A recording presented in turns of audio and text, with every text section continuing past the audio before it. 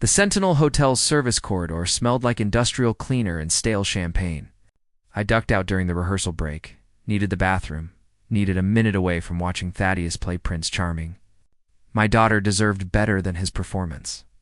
35 years designing theater effects taught me to spot a bad actor, and this one was performing at a community theater level at best. As I made my way back to the ballroom, voices stopped me cold. Male and female, coming from the alcove near the Rose Ballroom's side entrance. "Mom, you sure about this?" A hesitant voice asked. "I mean, she really—" A woman's voice cut him off. "Leona, Thaddeus's mother. Oh, please. That little fool thinks you're her Prince Charming. You saw how she practically threw money at the venue upgrade." My hand found the doorframe, held on for dear life. "The photos you made, they look real enough?" Thaddeus asked, his voice trembling slightly. "Real enough for a room full of shocked guests," Leona replied with confidence. "Trust me, sweetie. We do this right. You walk away with everything. The gifts alone will cover your crypto debts." Thaddeus laughed. Actually laughed. And here I thought I'd have to actually marry her. My phone. Where was my phone? Pocket. Left pocket. My fingers fumbled with it, nearly dropped it. The screen glowed in the dim corridor. I found the voice recorder app. Pressed record. The red dot pulsed like a tiny, frantic heart. My hand shook so badly, I had to brace my wrist against the wall. They kept talking. Every word carved itself into my brain. Fake evidence. Photos. Saturday at 3:30 p.m., right between vows and rings. Maximum shock value. Thaddeus asking about his Oscar-worthy performance. I stood there recording until they finished, until their footsteps faded back toward the ballroom. Then I stood there longer because my legs had forgotten how to work. The rehearsal was still going when I walked back in. Everyone gathered around the makeshift altar. The wedding planner checking her clipboard. Profani stood next to Thaddeus, holding his hand. Her face glowed. 28 years old, my daughter. Smart, funny, trusting, too trusting. "Okay, let's run through the vows one more time." The wedding planner clapped her hands. "Thaddeus, you're up." Turned to Profani, took both her hands. "I promise to make you the happiest woman alive, to cherish every single day we have together." Profani's eyes got wet. "Tad, you're going to make me cry before Saturday." The guy's delivery was so fake, even a community theater would have rejected him. And I'd worked in community theater. It's painted sets for their production of Our Town back in '93. The lead actor had more sincerity reading the phone book.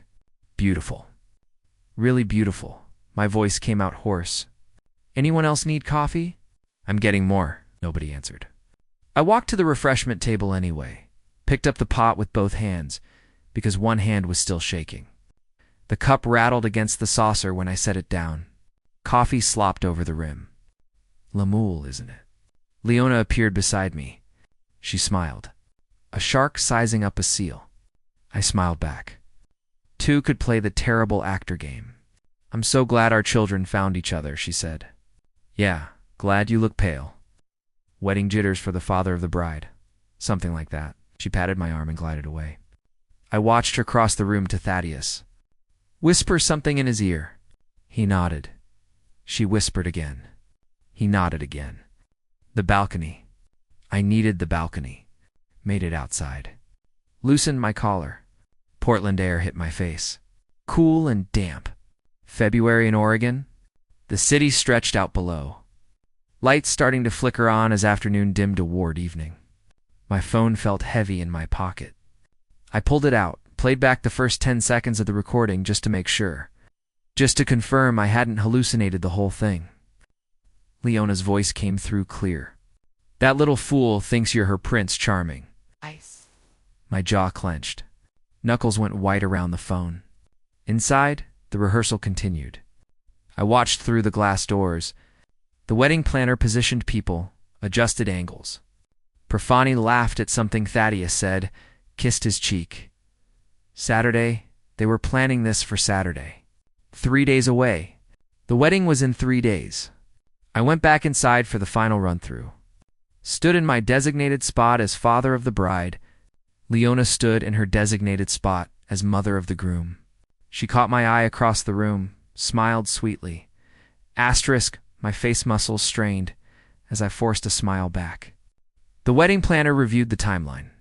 So, Saturday ceremony starts at 3 p.m. sharp. Processional. Opening words, vows, exchange of rings, pronouncement, kiss, recessional. The whole thing should run about 30 minutes. Everyone clear? Oh, I was clear. Crystal clear. 3:30 p.m., right between vows and rings. They'd planned it better than D-Day. Any questions? The wedding planner looked around. Nobody had questions. Profine beamed. Thaddeus squeezed her hand. Leona checked her watch. The rehearsal ended. People gathered coats and bags. I watched Leona whisper to Thaddeus one more time. She glanced at Profone, then back to her son. Her lips formed words. Saturday, 3:30. Don't forget. My phone vibrated. Text from Profone. Dad, we're all going to dinner at Andina. You coming? My thumb hovered over the screen. I looked at my daughter, laughing with Thaddeus across the room. 6 empty coffee cups lined up on my workbench. The mechanical ballerina wound down, music box slowing to a stop. I'd been sitting here since 10 p.m. now, the clock read. 2:47 a.m. I pressed play on the recording again. 19th time, maybe 20th? Lost count after 15. That little fool thinks you're her Prince Charming. My workshop looked exactly how I felt. Cluttered, chaotic. Vintage mechanical toys covered every surface. The dancing bear I'd restored last month, the German tin car from 1952, the Japanese robot with the walking mechanism. All of them frozen mid-motion, waiting for someone to wind them up again. I paced window to workbench, workbench to window. The street cleaner passed below, brushes spinning, water spraying. Portland at 3 a.m. was quiet, just machines and insomniacs. At 6 a.m., I called Quentin. Tokyo was 10 p.m. He'd be awake. His face filled the phone screen. My son, 10 time zones away. Dad, it's 10 at night here. What's you look terrible? I need you to listen to something. My hand shook, holding the phone. I propped it against the mechanical bear, pressed play on the recording. Psst. Quentin's face change, watched his jaw tighten. Holy, he ran his hand through his hair. Dad, you have to tell Profani right now. What if she doesn't believe me? What if she believe you? You never lied to her. Not once. Quentin leaned closer to his camera. I'm getting on a plane. Now stay there. I need you keeping a clear head, not jet-lagged and emotional. Dad, trust me on this. He didn't like it. I could see him not liking it. But he nodded. I hung up. Made coffee number 7. Watched sunrise paint Portland in gold. Around 9 a.m., I remembered food existed. Found bagels in the freezer. Profane liked the everything bagels. I put 4 in a paper bag. Her apartment building was 15 minutes away. I made it in 12. She opened the door in pajama pants and an oversized sweatshirt. Dad, what are you doing here so early? You look awful. Oh, brought bagels. We need to talk. If this is about the seating chart again, I moved Aunt Carol. It's not the seating chart. Sit down. Her smile faded. You're scaring me. Her apartment was exactly what you'd expect 3 days before a wedding. Papers everywhere, color-coded binders, sample menus, fabric swatches. The wedding had taken over like an invasive species. She sat on the couch. I sat in the chair across from her. Yesterday at rehearsal, I recorded something by accident on my phone, okay? I played the first 5 seconds. Thaddeus's voice. Asterisk, Mom, you sure about this? Just listen. I let the whole thing play. Watched my daughter's face. Watched her process each word. Her pen dropped, rolled off the coffee table. Neither of us picked it up. When it finished, she sat there, silent. Her coffee mug slipped from her fingers, hit the carpet with a thud. Brown stains spread across the beige fibers. That can't be Tad. It is no. No, he wouldn't. We've been together 3 years. 3 years, Dad. I know, sweetheart. This is some kind of Maybe they were joking. Some sick joke? Listen to it again. Does Thaddeus sound like he's joking? She did. Listened again. This time, she stood up halfway through, walked to the window, put her palm flat against the glass, stood there for 30 seconds, maybe more. The gifts, her voice came out hollow. Last month, Leona kept saying, make sure guests know cash gifts are preferred. I thought she was just tacky. What else? 2 weeks ago, Tad wanted to put the apartment lease in his name only. Said it was easier for paperwork. I was going to sign it tomorrow. My stomach dropped. You didn't sign yet? No, Something felt off. I told him I wanted to wait. She turned from the window. Her face had gone white. Did he ever even love me?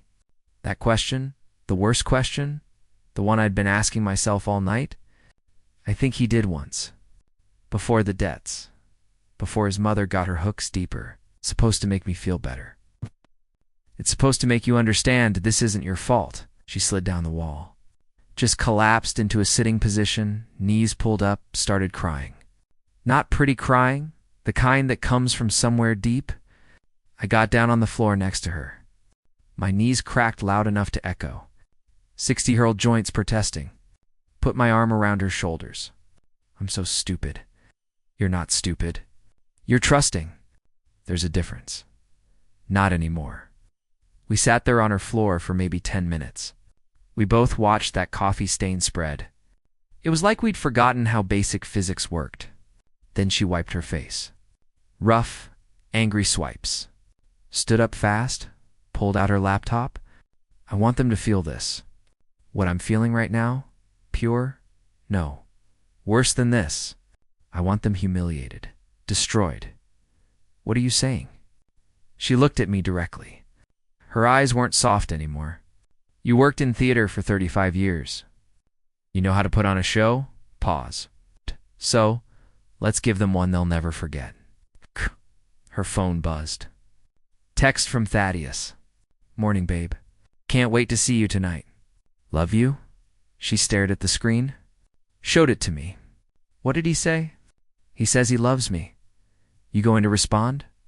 She typed, love you too. See you at 7. Hit send. She typed that with all the warmth of someone ordering a sandwich. Turkey on rye. Hold the emotion there. Let him think everything's perfect. Her laptop booted up.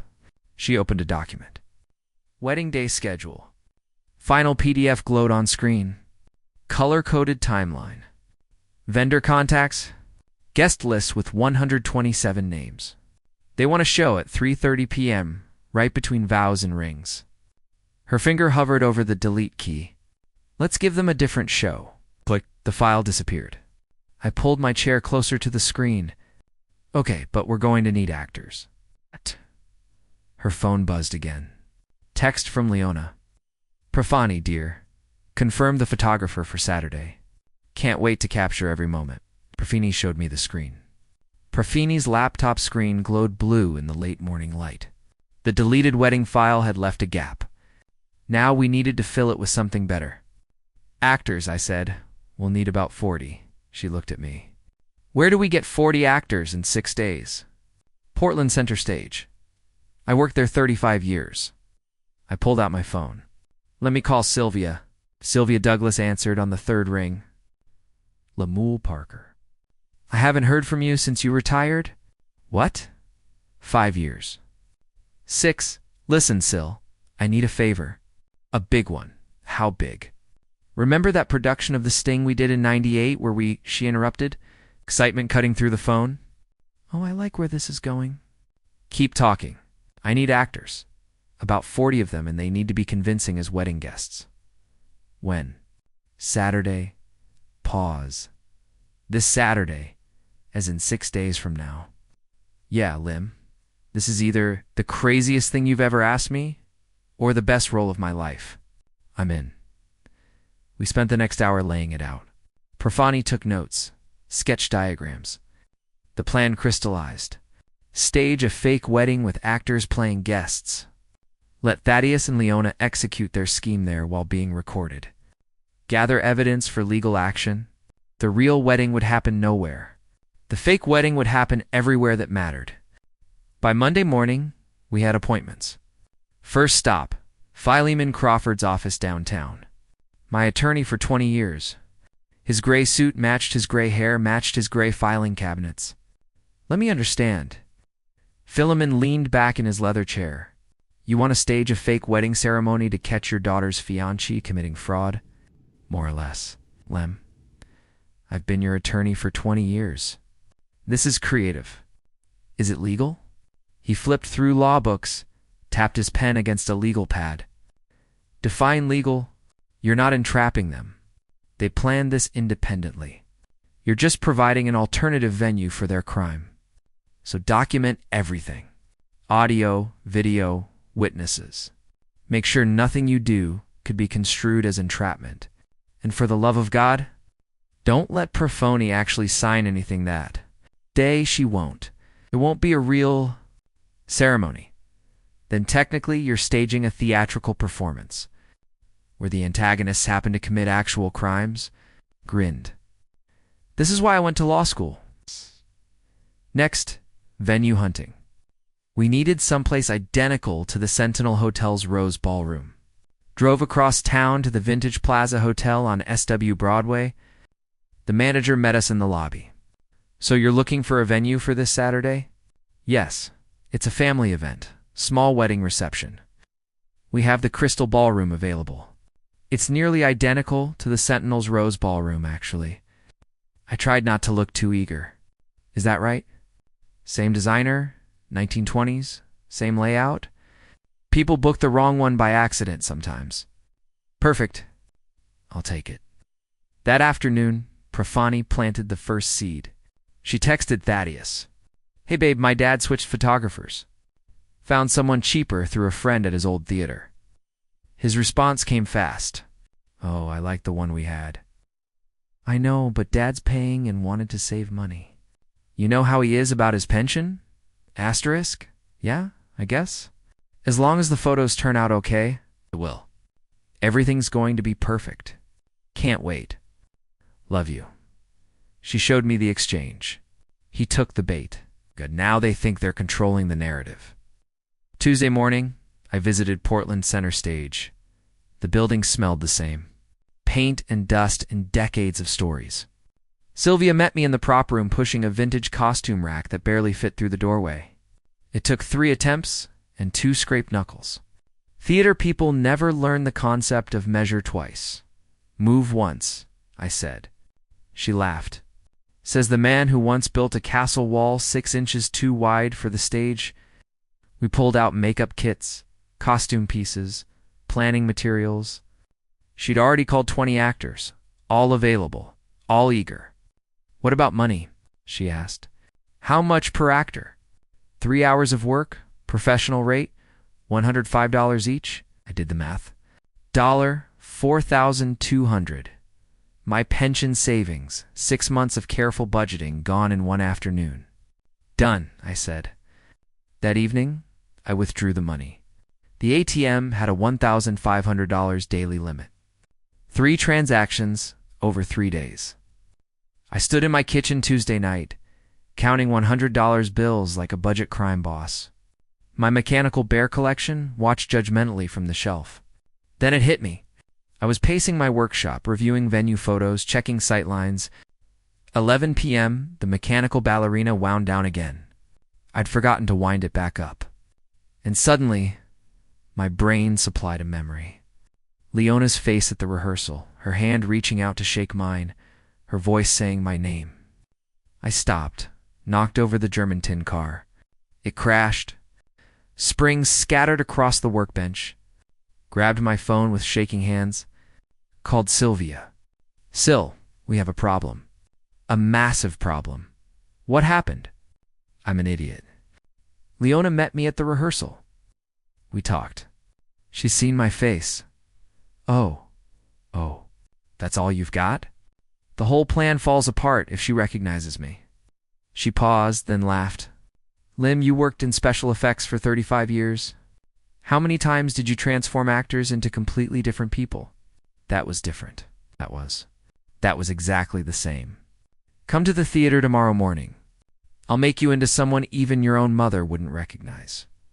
You sure, honey? I once turned a 23-year-old into a convincing 85-year-old King Lear. Trust me, I'd planned elaborate stage illusions for 35 years. The one time I forgot makeup, my own daughter's fake wedding. The Wednesday morning. Sylvia sat me in the makeup chair at Portland Center Stage, studied my face with professional intensity, started sketching transformation ideas on a notepad. We'll give you a prosthetic nose, she said. Different eyebrows, age spots. I'm 68. I already have age spots. More age spots, different pattern. Gray wig, slightly different posture. She circled my face with her finger. By the time I'm done, you'll be a completely different person. Wednesday afternoon brought unexpected intelligence. Profani accidentally pocket-dialed Thaddeus while he was with Leona. Her phone sat on the table between us. We listened. Leona's voice?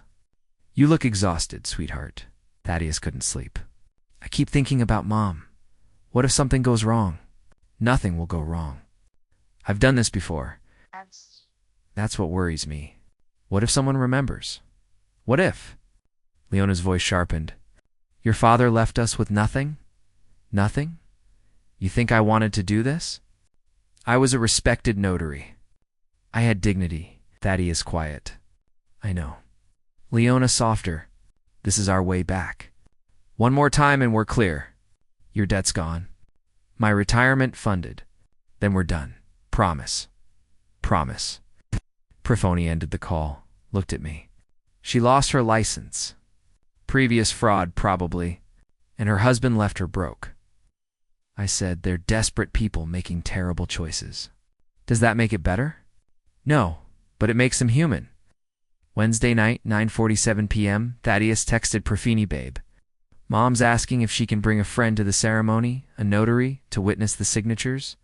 You know, just in case we need documents certified. Profini read it aloud. They're bringing a notary to the wedding. For what? Marriage certificates are filed by the officiant, unless you're planning to have documents signed right there? Divorce papers, she typed back. Sure, the more the merrier. But not even pretending anymore, I said. Her phone lit up again. Text from Sylvia. Got our bride, Lahi read, 68, retired actress. She's perfect. Wait till you see her. Attached photo showed a woman with similar build and coloring to Profini. I showed her the screen. That's wow. Thursday, we start rehearsals. Friday, we do a full run-through. Saturday, ... I trailed off. Profini finished. Saturday, they get their show. Her phone buzzed again. Thaddeus texted, can't wait to make you my wife. 3 more days. She stared at the message. Didn't respond. Just turned the phone face down on the table. Thursday morning, 9 a.m. Portland Center Stage's rehearsal hall filled with 40 strangers who'd become family by Saturday. Lahi Reed stood center stage, tablet in hand, watching videos of She pressed pause, rewound, pressed pause again. She touches her collarbone when she's nervous. See right there. Sylvia nodded. Good catch. And she laughs slightly before the joke lands, like she's already anticipating it. I watched from the director's chair. You've been studying her for 8 hours. Honey, I played Blanche Dubois for 6 months. This is a masterclass in character work.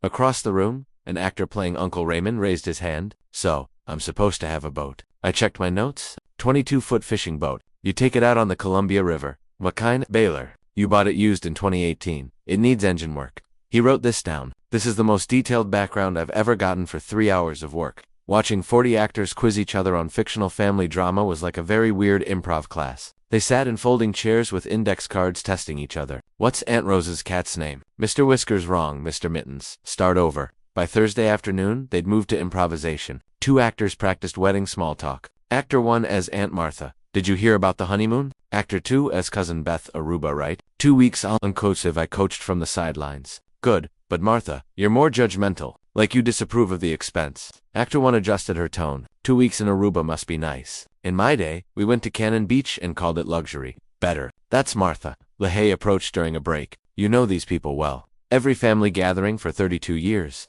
Thursday midnight, I returned to Vintage Plaza Hotel with a ladder and equipment bag. The security guard found me on my third camera installation. Sir, what are you doing? I nearly fell off the ladder. Jesus, you scared me. It's 12:30 in the morning. I'm with the wedding party, Saturday's ceremony, setting up some surprise video elements. He shined his flashlight on my face. Video elements. I climbed down, showed him the rental contract. I rented the ballroom. See Lamo Parker, we're doing a special multimedia presentation. He examined the paper at midnight. Only time, the room's empty. Weddings at 3 p.m., rehearsal tomorrow afternoon. This was my window. What kind of video? Hidden cameras for a surprise montage. Candid reactions from guests during the ceremony? He shrugged. Weddings get weirder every year. Just don't break anything. I installed 6 cameras total. Crown molding, floral arrangements, exit sign, plus 4 microphones. My hands shook slightly, calibrating the hidden screen under the cake table. Dropped the screwdriver twice. Friday morning brought Profani's performance. She FaceTimed Thaddeus from bed, looking genuinely pale. Stress had physical benefits. Babe, you look terrible, he said. Thanks. Really feeling the pre-wedding glow. Should we postpone? No. I'll be fine by tomorrow. Just need rest.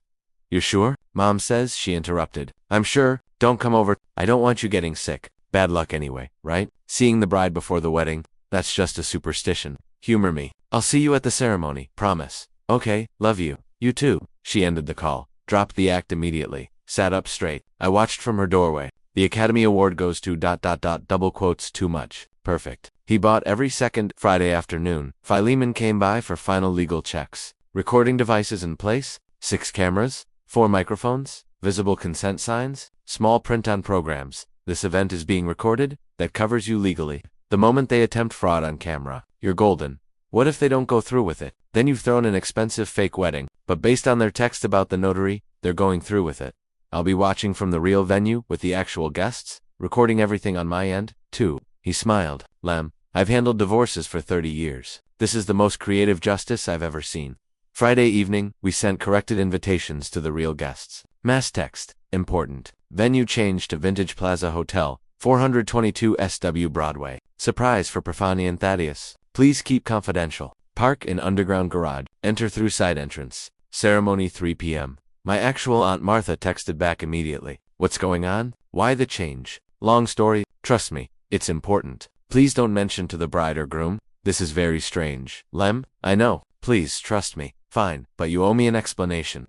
Saturday morning, 7 a.m., Sylvia transformed me in the makeup chair. 90 minutes of prosthetics, age spots on top of age spots. New eyebrows, gray wig. She gave me age spots. Age spots. I'm 68. I already have age spots. Now I have age spots on top of age spots. I look like a spotted frog. I stared in the mirror. Didn't recognize myself. Perfect, Sylvia said. By noon, actors assembled at Vintage Plaza. I checked names with a clipboard like military roll call. 39 of 40. Everyone accounted for except my phone buzzed. 10:07 p.m. text from Sylvia. Limb problem. Janet playing Aunt Rose has food poisoning. Can't make it. I called immediately. We're down an aunt an hour before. I'm sorry. She's really sick. Can we get someone else? Everyone else is already cast or unavailable. We'll have 39 instead of 40. What if Leona counts heads? What if she notices? Lim, she's expecting a wedding. She's not taking attendance. She's a con artist. Con artists notice details. We have no choice. We go with 39. I paced the hotel corridor. Damn it, okay. Maybe she won't notice. Maybe. Breathe. We've got this. Nothing says I'm definitely not hiding anything like worrying about one missing guest an hour before showtime. 2 p.m. Thaddeus and Leona arrived. I watched from my position as Uncle Raymond, the disguised version of myself that Sylvia had created. The greeter, an actor, approached them. This looks great. Where's Getting ready in the bridal suite? You know, bride's always running late. Leona stood in the center of the ballroom, turned slowly. Her heels echoed on marble. Something's off. What do you mean? Thaddeus shifted nervously. I don't know. Something feels wrong. Mom, you're paranoid. I have good instincts. How many guests are here? I don't know. They're still arriving. She started counting under her breath. 23. 24. Mom, stop. You're making me nervous. I spoke quietly into my hidden earpiece. She's counting, Syl. She's actually counting guests. Sylvia's voice crackled back. Stay calm. She doesn't know what number she's counting to. Leona continued scanning the room. Where's Lam? The bride's father should be here greeting people. Maybe he's with Profani. Maybe. Her eyes landed on me, held my gaze for 3 seconds. My heart hammered. She looked away. At 2:15, I lifted a champagne glass. My hand shook so badly the glass slipped. Didn't shatter, just made noise. Several people looked at. Leona's head snapped around. I froze. An actor nearby laughed. Butterfingers today, Raymond. Others chuckled. Crisis averted, but I realized I was too nervous. Excused myself. Walked outside. 5 minutes of Portland air. Deep breaths. When I came back, Leona stood in the center again, rotating, taking in every detail that is beside her. Mom, everything looks fine. Can you relax? She didn't answer, just kept scanning, then stopped. There's no photographer. What? No photographer? Where's the cheaper photographer? Profani mentioned, ... The actor-photographer emerged from a side room with his camera. Sorry, just setting up the equipment. Leona watched him, nodded slowly. Good. But her eyes kept calculating. She pulled out her phone, checked something, frowned. The address? What about it? Thaddeus asked. The invitation says Sentinel Hotel, but the sign outside says Vintage Plaza. Thaddeus looked at her. Maybe you misread. I don't misread. She looked at the ballroom again. Her voice dropped. Something is very, very wrong here. Leona stood in the center of the ballroom, calculating. Something is very, very wrong here. Thaddeus touched her arm. Mom, we're committed. The ceremony starts in 15 minutes. She looked at him, looked at the room, looked at the photographer adjusting his equipment, made a decision. We proceed, she said, but I'm watching. I sat in the back row, disguised as Uncle Raymond, tablet hidden inside my program. 6 camera feeds glowed on the screen. Every angle covered, audio clear. My hands gripped the tablet so hard my knuckles went white beneath the age spots Sylvia had painted on. 2:50 p.m. The ceremony began. Music started. The side door opened. Lahi Reed entered as She was perfect. The slight bounce in her step, the way she held the bouquet at her hip, the rapid blinking when she got emotional, every detail Profani, every movement studied for 3 days and performed flawlessly. The actor guests turned, smiled. Aunt Martha dabbed her eyes with a tissue. Uncle Raymond stood straighter. Bridesmaid adjusted her own bouquet. Thaddeus watched his bride approach. Something crossed his face. Confusion. He leaned close during the opening prayer, whispered in her ear. You seem different today. Lahi touched his face, smiled. It's happiness, darling. Pure happiness. No, it's something else. Your perfume. Oh, I changed it. Wanted something special for today. Your voice sounds... The officiant interrupted. And now the couple has prepared their own vows. Thaddeus shook his head slightly, refocused. Right? Sorry. The ceremony proceeded. Readings by actor guests. Thaddeus's Lahi's response is perfectly mimicking Profani's cadence. I watched the tablet, all 6 cameras recording, no technical failures, no missed audio. 3:28 p.m. Leona checked her watch. 2 minutes. Her hand trembled as she touched the envelope in her purse. She glanced at Thaddeus. He was watching his bride with something that might have been real emotion. For a moment, Leona's expression flickered. Doubt, guilt, something human. She closed her eyes, took a breath, opened them. The doubt was gone. 3:30 p.m. exactly. Leona stood. Stop. I'm sorry, but I cannot stay silent. The officiant looked up. Ma'am, please. My son deserves to know the truth before he makes the biggest mistake of his life. Thaddeus turned, false surprise painted on his face. Mom, what are you? Leona held up the envelope, pulled out photos. Even from the back row, I could see they were garbage. Wrong lighting, pixelated edges. A middle school art fair would have rejected them. I have proof that this woman, this liar, has been unfaithful. The actor guests performed beautifully. Gasps, whispers, heads turning. Aunt Martha clutched her pearls, so theatrically I made a mental note to hire her again. That woman had commitment. Oh my goodness. I can't believe it. Poor Thaddeus. Lahi's distress was Oscar-worthy. Real tears courtesy of menthol. No, those aren't real. Leona advanced on her. These photos don't lie, sweetheart. You thought you could fool my boy. Thaddeus approached, voice shaking. Profani, tell me this isn't true. Lahi reached for him. Tad, please. I don't know what she's talking about. He jerked away, overacting, but the room accepted it. Don't touch me. Leona grabbed Thaddeus's arm. Come on, sweetheart. We're leaving. But the gifts, especially the gifts. Her voice projected righteousness. After what she's done, their compensation for emotional damage, everyone here is a witness to her betrayal. Actor Uncle Raymond half stood. Now wait just a minute. Leona cut him off. You wait. My son's been humiliated. These gifts were meant to celebrate a marriage built on lies. Actor Aunt Martha tried. This doesn't seem right. Leona ignored her. Start loading them now. Thaddeus began stacking gift boxes on the wheeled cart an actor had helpfully provided. He lifted the 3rd box, nearly dropped it. What did people put in these? Probably crystal, silver, things of value. Leona was distracted, triumphant. He didn't tell her bricks weigh more than toasters. My phone buzzed. Text from Profani? Did she do it? I typed back watching the tablet. Right on schedule. 3:30 exactly. I wish I could see her face. You will? 6 cameras. Every angle. Activate the screen? Not yet. Let them collect more gifts. More crimes on camera. Dad, I want them to know.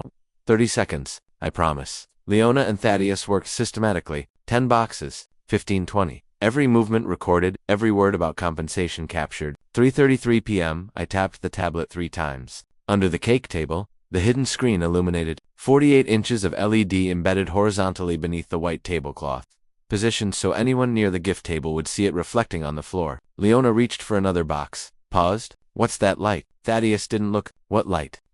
Is that a screen? She bent down, looked under the table on the screen. Live feed from the real venue? Profani, in her wedding dress. Very much present, very much smiling. Leona straightened slowly. Thaddeus, he turned with, she pointed. Look under the table.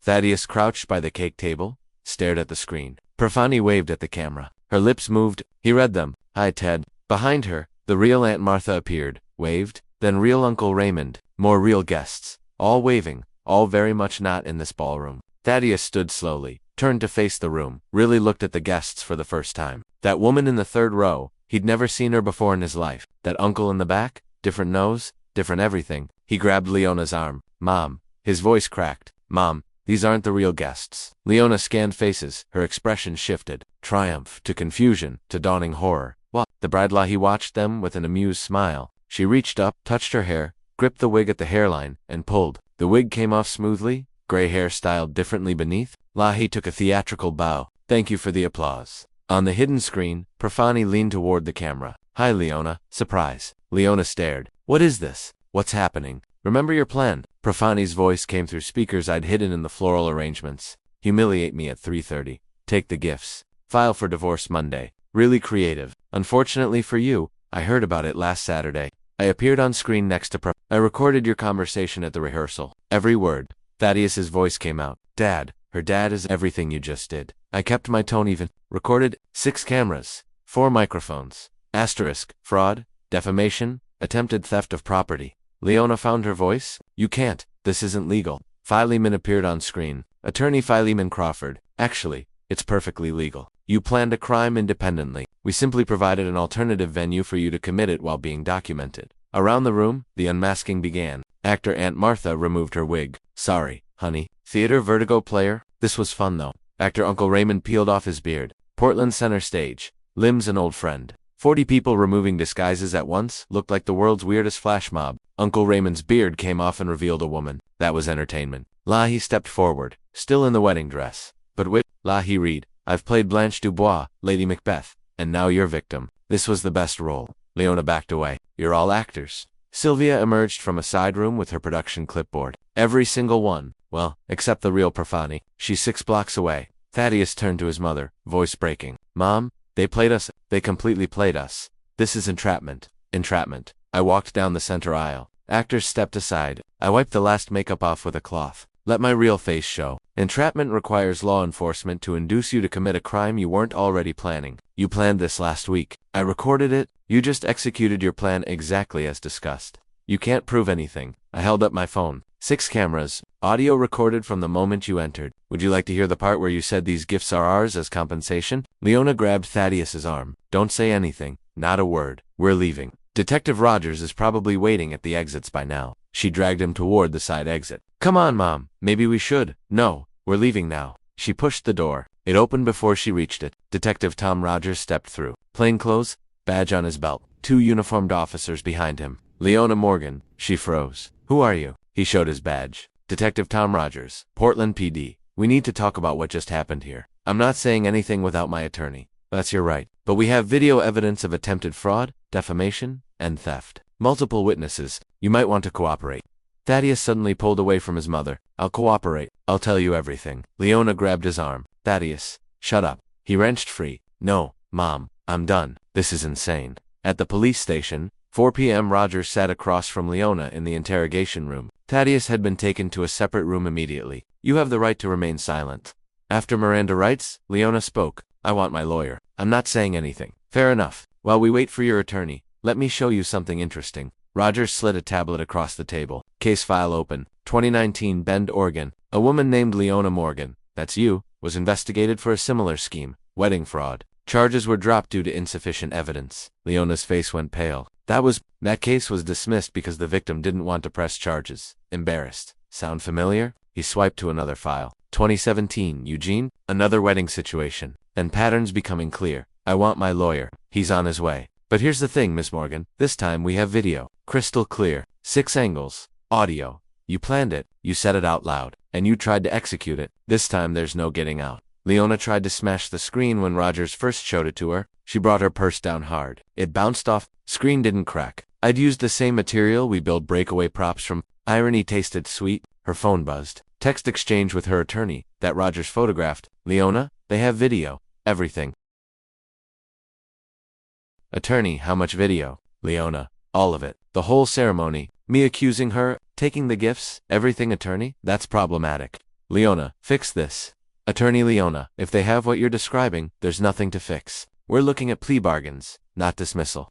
In the separate room, Thaddeus sang like a canary at a bird convention. I almost felt bad. Almost it was my mom's idea. All of it. Head in his hands. Words tumbling. The fake evidence. The plan to humiliate Take the gifts. File for divorce. She said it would solve my debt problems. $87,000. Crypto investments went bad. So, you agreed to commit fraud to cover gambling debts. They weren't gambling. They were investments. I thought. I don't know what I thought. Did you know your mother had done this before? Thaddeus looked up. What? She has a history. At least 2 similar schemes we know about. Oh my God. She said this was one time. Get clear and stop, she promised. Sounds like she lied to you too. For 10 p.m., holding room. Leona alone before her attorney arrived. She sat on the metal bench. Expensive suit wrinkled. Her hands shook. Not fear at first. Rage. Then something else. She opened her phone, scrolled to a photo. Younger her in a notary office. Professional headshot. Proud smile. Date 2018. She stared at it. The person she was before everything fell apart. Closed her eyes for just a moment. Her face crumpled. Not crying, but close. Genuine grief for who she used to be. Then hardened again. Closed the phone. But the moment showed everything she knew. She'd destroyed herself. Became the thing she once would have condemned. For 14 p.m., Detective Rogers left her alone in the interrogation room. Through the one-way mirror, I stood watching with Profani and Rogers. Profani saw Leona for the first time since the rehearsal. Leona sat perfectly still, staring at the metal table. Then she looked up directly at the mirror. Couldn't see through it, but seemed to know we were there. She mouthed something. Rogers asked. What did she say? I read her lips twice to be sure. This isn't over. Profani laughed. Sharp, cold. Yes, it is. Rogers' phone buzzed. He checked it. Expression changing. Folks, we just got a call from a woman in Bend. She saw the news coverage. Apparently, there's already media outside. She says Leona did the same thing to her daughter in 2019. She wants to file charges now. He looked at me. How many others do you think there are? I watched Leona through the glass. Let's find out. Monday evening, my workshop. The news played on the TV mounted above my workbench. In an unprecedented case, a 68-year-old theatrical retiree orchestrated an elaborate sting operation to catch his daughter's fiancé and future mother-in-law attempting wedding fraud. I looked at my cat on the windowsill. Unprecedented, like nobody's ever been fed up with con artists before. They called me a theatrical retiree, like I retired from being theatrical. I was in special effects. I blew stuff up and made fake blood. Hardly Hamlet. The reporter continued. Lemuel Parker, a retired special effects designer from Portland Center Stage, hired 40 actors to stage a fake wedding ceremony. My phone buzzed. Text from Sylvia. You're famous? Drinks to celebrate. I typed back. Maybe. Feel weird about it. Why? You won. I didn't respond. Across the room, my mechanical toys sat silent. I hadn't wound them since Thursday. The ballerina, the bear, the German car, all frozen mid. Tuesday morning, Detective Rogers called. Lim, you sitting down? That's never good news. What happened? A woman named Patricia Thornton just walked into the Bend Police Department. Says Leona Morgan did the exact same thing to her daughter in 2019. I know you mentioned that Saturday, right? But here's the thing. She's ready to press charges now. Seeing your case on the news gave her courage. And Lim, I think there might be more victims. We're checking records in Eugene, Salem, even Vancouver, Washington. This woman's been busy. By Wednesday, 3 more women had come forward. I sat behind the one-way glass at the police station, watching them give statements, all telling similar stories. Wedding schemes, fake evidence, theft, crying, angry, relieved. One woman from Eugene 2017, one from Salem 2020, Patricia's daughter from Bend 2019, plus for separate incidents over 6 years. Wednesday afternoon, I met with ADA Sarah Chen and Philemon at the prosecutor's office. Chen slid a folder across the table. We now have 4 separate incidents. 2017, 2019, 2020, and your daughter's case this year. Philemon leaned forward. That establishes a pattern. Premeditation? Better than that. It shows this was her business model. Chen opened the folder. She found men with debt, coached them through the scheme, took a percentage. How much did she make? I asked. Conservatively, $200,000 over 6 years. Probably more we haven't found. I kept my voice level. And Thaddeus, latest victim, but also a perpetrator. His cooperation is helping, but he's not innocent. Will Prefani get restitution? Every victim will, but Leona's broke. Judgment might not mean much practically.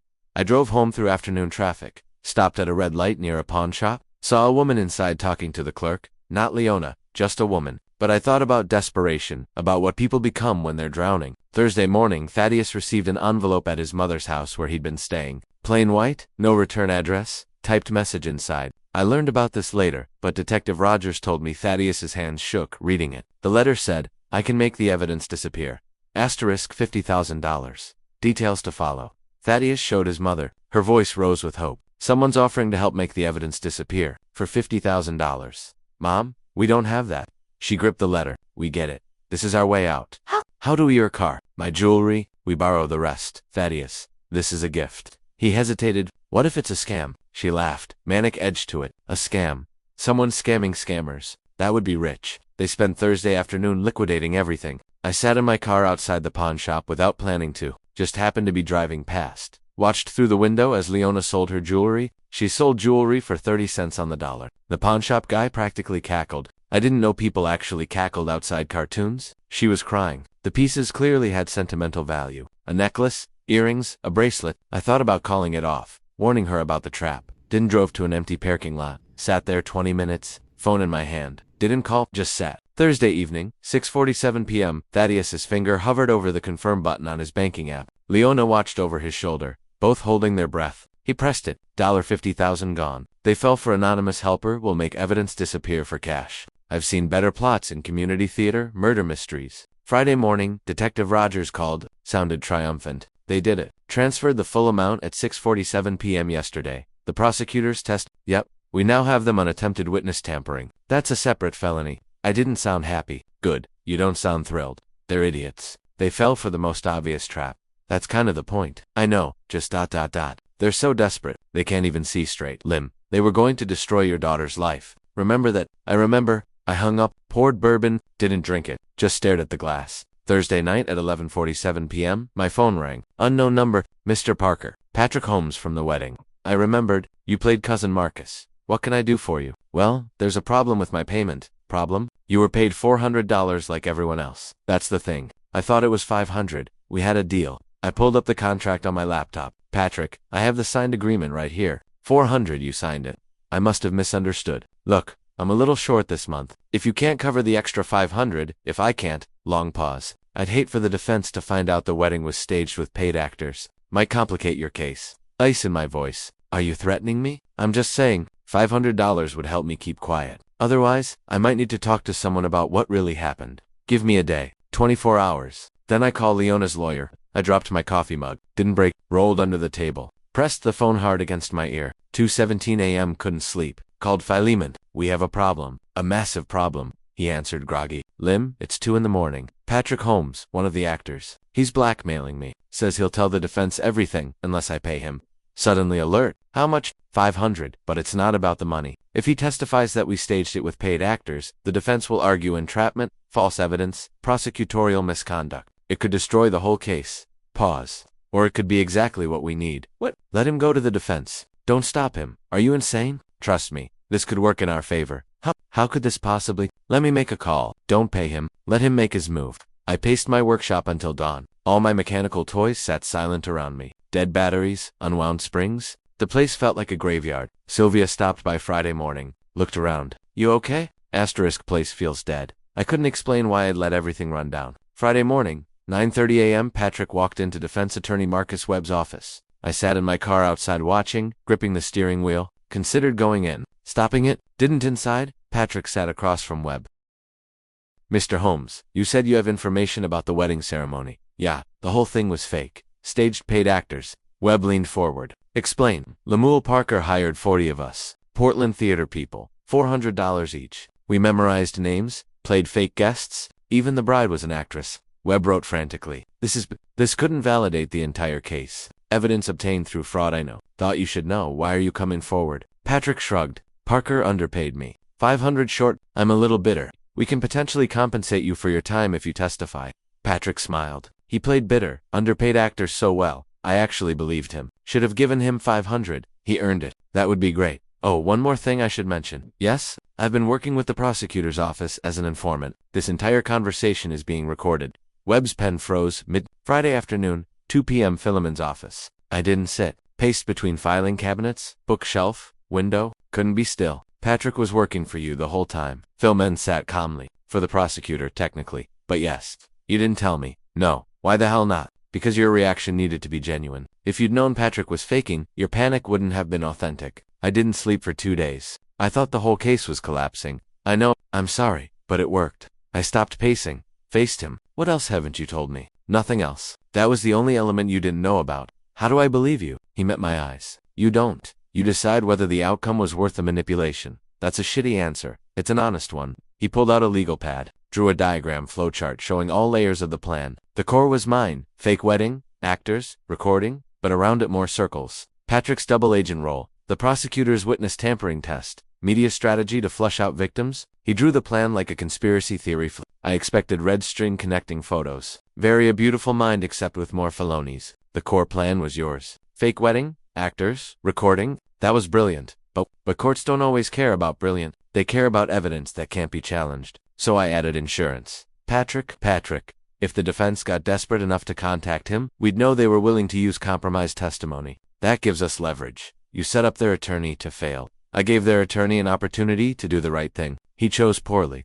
That's semantics. He shrugged. Welcome to law. It's all semantics. The anonymous letter to the $50,000 that was the prosecutor's office. ADH Hun's idea. Test whether they'd attempt witness tampering. Jesus, how many layers did you people add? Enough to ensure victory. You wanted justice for Profania. I delivered it. Are you angry about the method or the success? I sat down finally. I don't know yet. Monday morning, courthouse, preliminary hearings. Defense attorney Webb had recused himself. Ethics violation. New attorney scrambling with an unwinnable case. I sat in the public gallery, Perfini next to me. We didn't hold hands, barely looked at each other. Prosecutor Chen stood. Your Honor, the state presents video evidence from the incident. The video played on the large courtroom screen. Entire room watched. Leona standing. Dramatic accusations, waving those garbage photos. Watching Leona on that giant courtroom screen was like seeing a bad movie you directed. Except the bad acting was real, and the consequences were prison. I have proof this woman has been unfaithful. Actor guests gasping. Leona and Thaddeus, collecting gifts. What did people put in these? Probably crystal? Silver. Things of value. Profani whispered. I forgot how loud she was. I whispered back. She's been loud her whole life. Just usually got away with it. At the defense table, Leona sat perfectly still, hands folded, face blank. Only her throat moved, swallowing repeatedly. Judge watched the entire video. I've seen enough. Preliminary hearing is satisfied. We'll proceed to trial unless plea negotiations conclude first. Tuesday, Leona's new attorney, Richard Moss, slid a plea agreement across the table. Leona pushed it back. He slid it again. She pushed it back 3 times before finally signing. I learned this later from Philemon, but I could picture it. Her hand shaking, pen hovering. The moment she gave up, Miss Morgan, they have you on video committing multiple felonies. 6 different angles. Previous victims willing to testify. Your son is cooperating with prosecution. Thaddeus is cooperating, full cooperation. He's giving them everything. She laughed, bitter. Of course he is. Saving himself. We can't win at trial. The plea offer, for years. Eligible for parole in 2. It's the best we'll get. For years? Or we go to trial and you get 7 to 10. Your choice. Wednesday, Thaddeus testified. He threw his mother under the bus, backed up, and ran her over again for good measure. Prosecutors barely had to ask questions. Mr. Morgan, whose idea was the wedding fraud scheme, my mother's Leona Morgan, explain how it started. I was in debt, $87,000 from crypto investments. She said she knew a way to clear it. Marry someone, create a fraud scenario, take their assets, divorce. Had she done this before? Yes. She told me about previous times. 2017 when I was 19, at least one more. Did you love Profani Parker? His voice broke. At first, yes. Then the debts got worse. My mother kept pushing and I don't know what I felt anymore.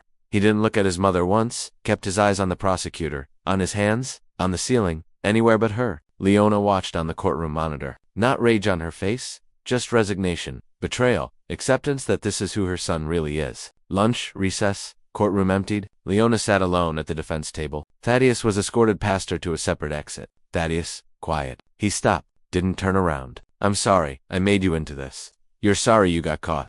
No, I'm sorry I taught you to think like I think. To see people as marks. His voice broke. I did love her mom at first. I know. You ruined that, made me into someone who could do that to someone I loved. Tears on her face. I was trying to save you. He finally turned. You destroyed me instead. The officer touched his arm. We need to go. Thaddeus left, without looking back. Leona sat alone, crying silently. No sound. Thursday morning.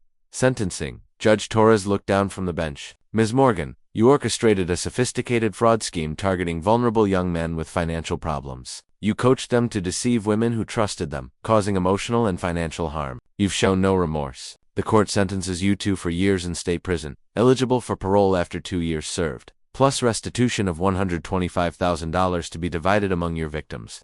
Leona stood. I understand. Do you have anything to say? Brief pause. I was someone once. Someone respectable. I don't expect you to care, but I want the record to show I know what I've lost. Noted. Mr. Morgan. Thaddeus. Got probation. 2 years supervised. 300 hours community service. $15,000 to Profania 10-year restraining order. Leona was escorted out in handcuffs. She passed me in the aisle. Our eyes met for 3 seconds. No words. She looked at me, not with hatred, with something worse.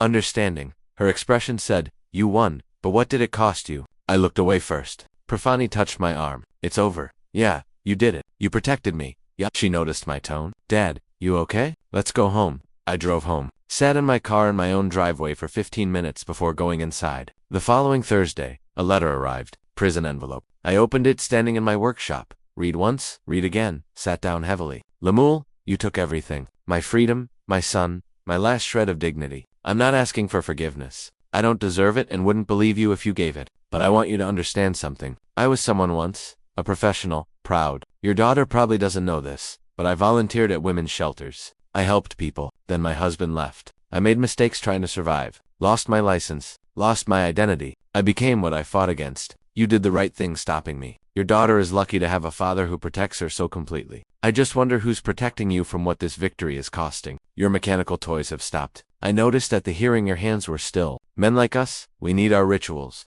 When those stop, it means something's broken. I hope your revenge was worth what you've lost. Not just the money you spent, not the time, the part of yourself that could forgive, the part that could stop. I'm paying for my sins. I accept that. But you're paying too in a different currency. Hope it balances. Leona, I set the letter down, looked at my mechanical toys. All stopped. All silent. Picked up the ballerina, my favorite, wound the key. It didn't play. Broken spring, probably. I set it down carefully. Sat in my chair, head in my hands. My phone rang. Profani calling. I looked at it, ringing. Didn't answer. Let it go to voicemail. Sat alone in silence. 3 weeks after sentencing. I finally understood what Leona's letter meant. Not the words, the warning. I sat in my workshop holding it. Read it for maybe the 40th time. Hope your revenge was worth what you've lost. I hadn't lost anything, had I? Drove to Profani's apartment that afternoon. She didn't answer the door. When she finally opened it, the chain was still on. Dad, you should have called first. Since when do I need to call before visiting my daughter? She removed the chain, let me in. Since I stopped trusting people to be who they say they are? I noticed the locks. 3 dead. Fortress-level security. Percy, those can't be too careful. She walked to the kitchen. Didn't offer coffee. We sat at her table. Her phone buzzed. Dating app notification. She silenced it immediately. Not interested, they all want something.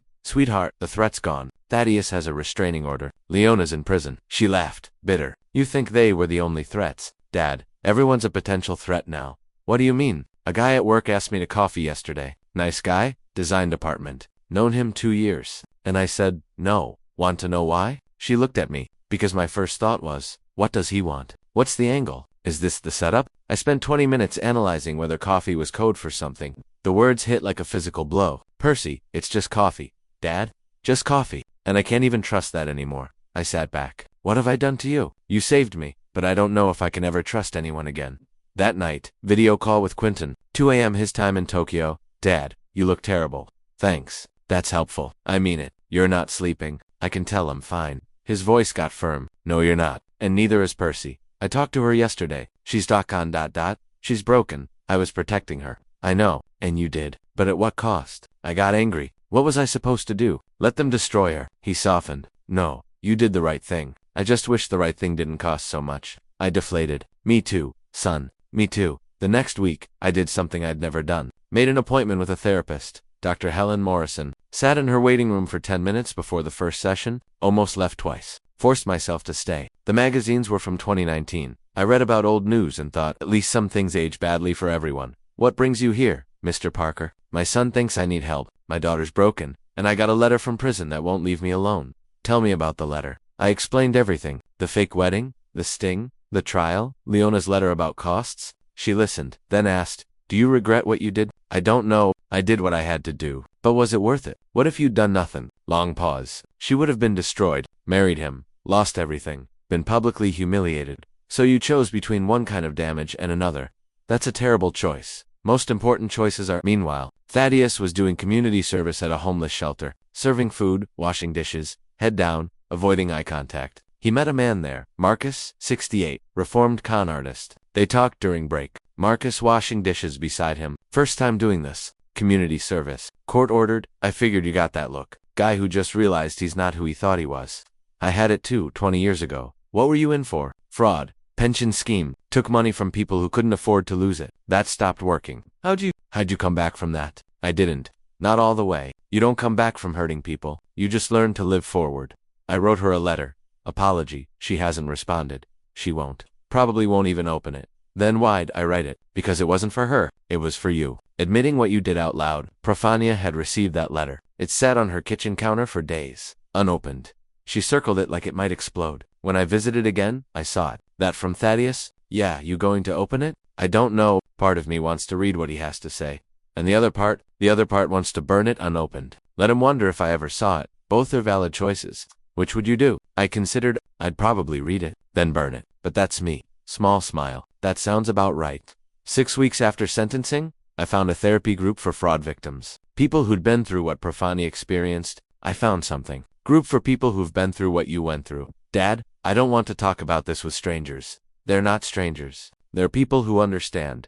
You've been going to therapy? I was surprised. How do you know? You're different, quieter, like you're actually processing instead of just moving forward. It's helping. Maybe it could help you too. I'll think about it. That's all I ask. She went. First session. She sat in the circle. 8 people, a facilitator, stories of betrayal, schemes, lost savings, broken trust. Profani, would you like to share? I was engaged. Found out 3 days before the wedding he was planning to humiliate me and take everything. My dad stopped it, but now I don't trust anyone. I see schemes everywhere. Can't take anything at face value. Across the circle, a man spoke. I got scammed by my business partner. 3 years of work, all my savings. I know that feeling like the world's suddenly hostile. She looked at him. Simon, 33, teacher. Their eyes met. Exactly. How do you move past it? I'm not sure you do, but being here helps. Knowing others get it. Small nod. Yeah, it does help. 3 months after the trial, Profani called. Her voice sounded different, lighter. Dad, you busy? I was in my workshop repairing the mechanical ballerina. Never too busy for you. What's up? I met someone at the therapy group. I set down my tools. Oh, his name's Simon. He's a teacher. He got scammed by his business partner a few years ago and we've been talking after sessions. Then coffee, then dinner. Dad, it's been 3 months and I think I might be able to trust again. Emotion caught in my throat. Sweetheart, that's wonderful.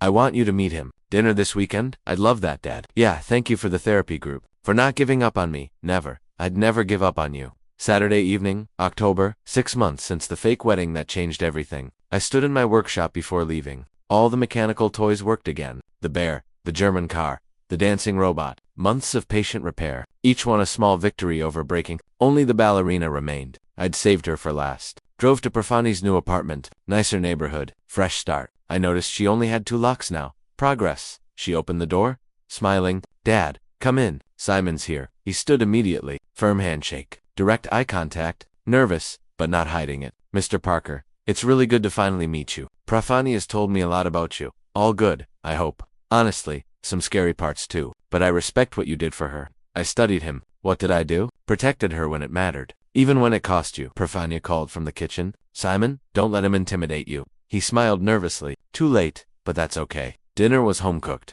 Tables set nicely. Conversation flowed. Simon talked about his elementary school students, 3rd graders learning fractions, the joy and frustration of teaching. Then, out of nowhere, Mr. Parker,